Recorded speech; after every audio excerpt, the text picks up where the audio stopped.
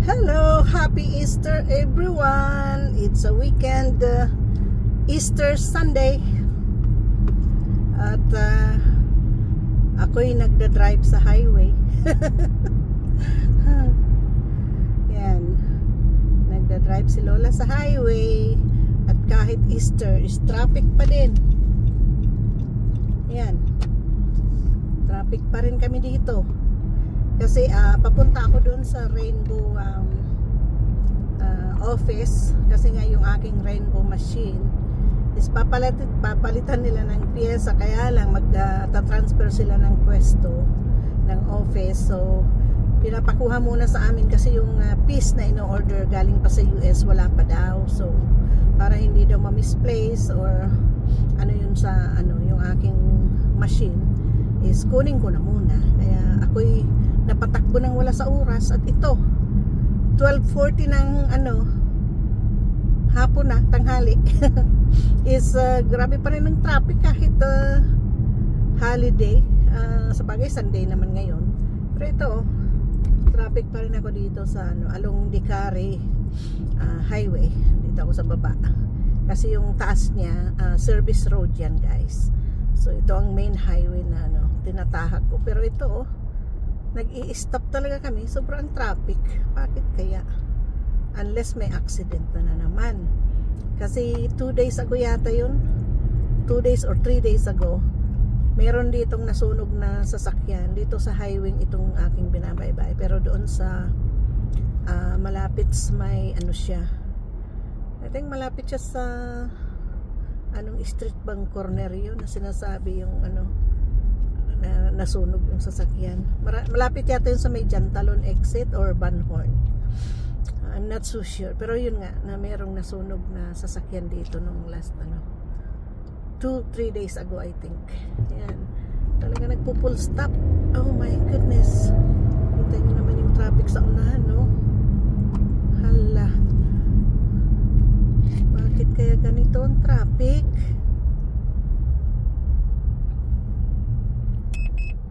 Sa Pilipinas, ang dami ko nakitang nag-outing sila nung Biyernes Santo.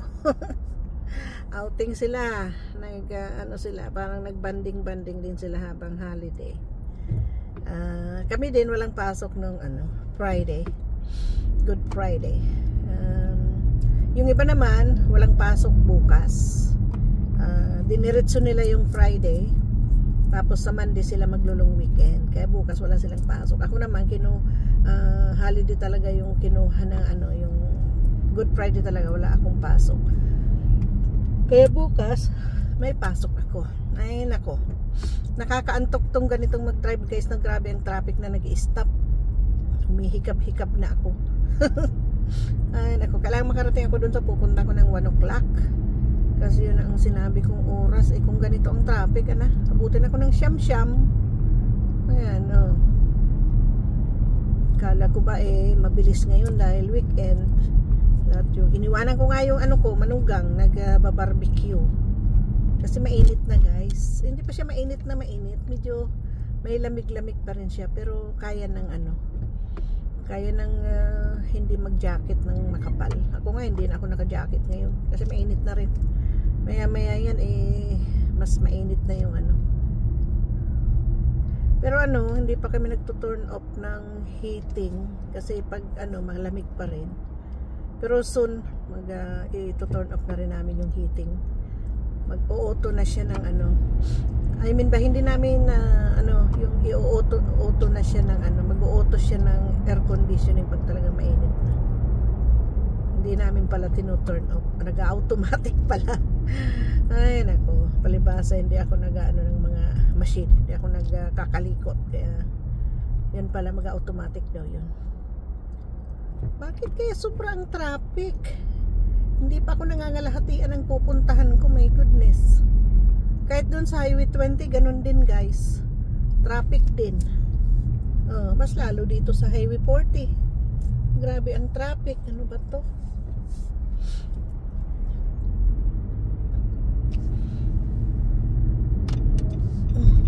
Ako sa kahit Pastis Lane, ganun pa rin. Dito na ako sa left lane. Ito ang fastest lane. Kasi 3 lanes ito guys. Oh, padaan pa lang ako dito sa Isabela Street. Sa taas niya. Ay nako, malayo pa yung exit ko. Sana naman pag naka-exit ako hindi matraffic doon sa Cordilleras. Kasi papunta ako guys sa Cordilleras, papuntang airport. Pero hindi naman, malapit na siya sa airport, pero magi-exit ako para makaikot ulit ako balik sa Cordilleras. Pero ito ang grabe ang traffic. Bakit kaya? Pakita na nga mo sa inyo. Ayan si Lola nagda-drive sa Easter. Ayan, tingnan nyo ang damit ko, nabili ko siyang sale.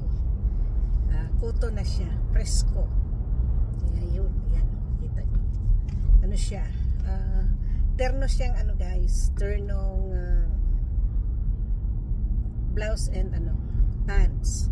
Yung siya, pang summer siya, maganda siya, siya, cotton na cotton, kaya sana may ibang kulay, kaya lagi isa lang ang kulay. Dahil kung may ibang kulay, minsan kumukuha ko ng 2-3 para may pagpalit-palitan.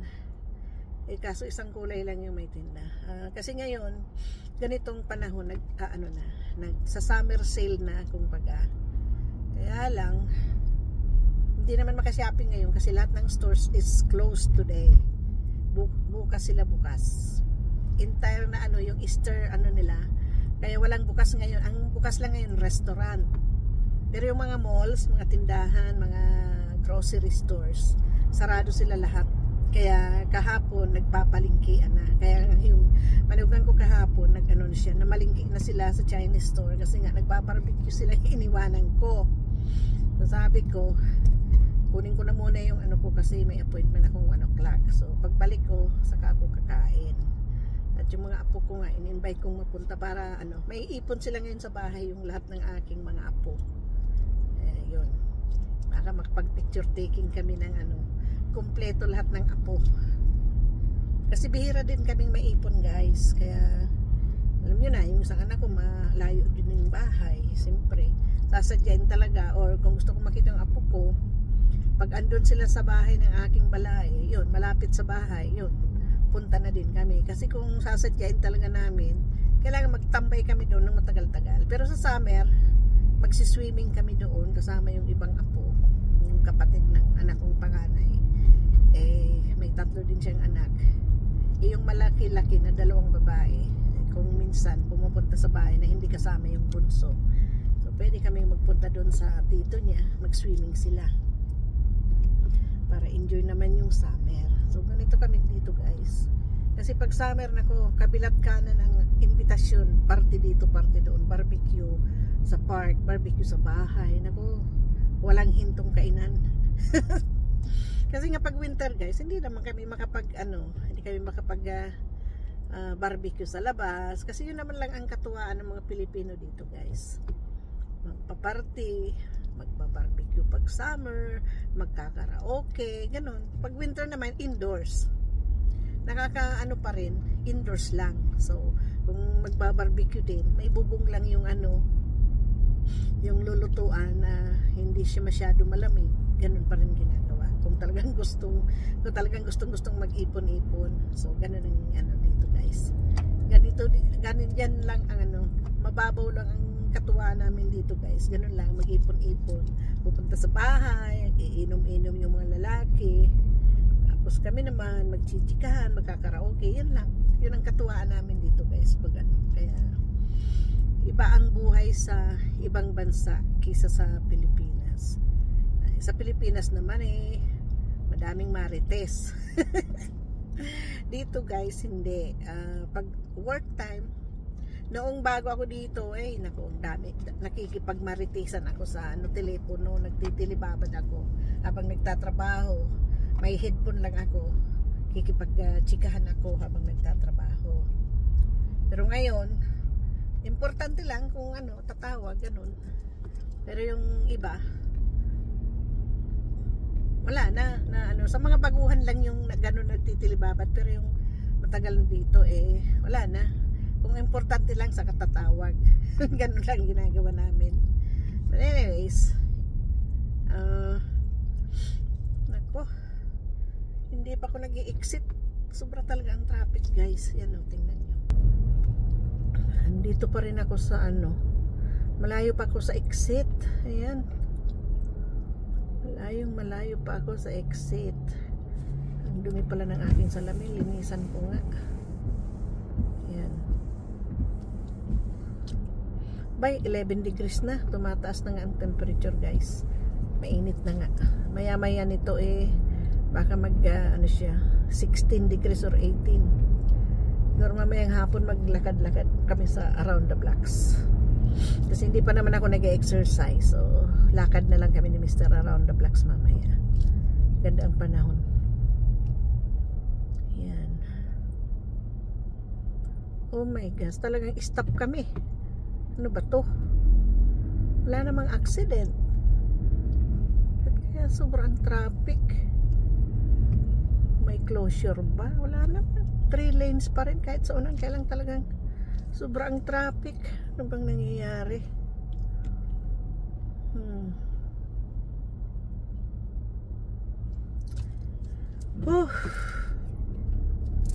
Nakakaantok mag-drive na ganito, guys. Ayan, oh. Nakakaantok. Yun. Buti pa lumipat ako sa gitna. Medyo mabilis-bilis. Kaya lang mamaya pag nag-exit na, hindi na ako pagbibigyan ng mga to.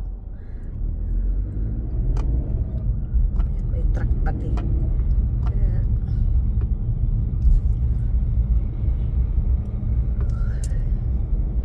naku, hikap na ako ng hikap. Naantok na ako sa ganitong traffic, guys. Ay naku, bubuksan ko ng bintana ko nito, mainit na. Ano na yung ano, buksan ko yung kabila.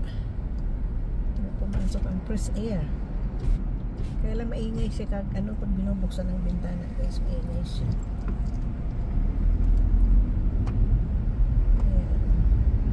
Ito mainit na siya. Magsisimula na naman naiitim ang aking kamay dito pag ganito, guys. Kasi nabibilad yung kamay pag nagda-drive at yung liig, yung mukha. Yun, umiitim yan sa akin, guys. Kasi pag nagda-drive, minsan, kahit ilagay mo yung ano, pag ano yung init, bumaba, nabibilad yung liig. At yung sa side meron naman pag mainit, pag walang takip, yung kabilang mukha mo naman iitim. Yung mga mukha namin is umiitim ang liig, pati yung kamay, braso. Kasi yun ang nabibilad habang nagda-drive. Kasi iba ang init nito, guys, ano siya, matalim, kumbaga iba yung init niya. Talagang dry na dry sa skin mo yung init. Bihira naman ako maglagay ng ano, sunscreen. Pero may lotion ng ano na may kasama na siyang sunscreen. Kasi kung sunscreen lang talaga ilalagay, guys, medyo malagkit kasi pag pinawisan ka, parang ang lagkit-lagkit. Ayaw ko naman na ganun. Parang nangingintab pati yung ano, skin mo. Lalo na sa leeg, kung lagyan mo or sa pisngi. Ano siya, parang oily ba? Pag pinawisan ka is kahit magpunas ka, parang pakiramdam mo andyan pa rin yung pawis mo, hindi naalis, madulas-dulas. Kaya talagang hindi ako nag-ano ng sunscreen. But anyways, so thank you for watching, guys. See you in my next video. May part 2 ako nito. So mga hindi pa nakasubscribe, please do subscribe and press the bell button to be updated, and pakipress din ng like. Thanks for watching. God bless everyone.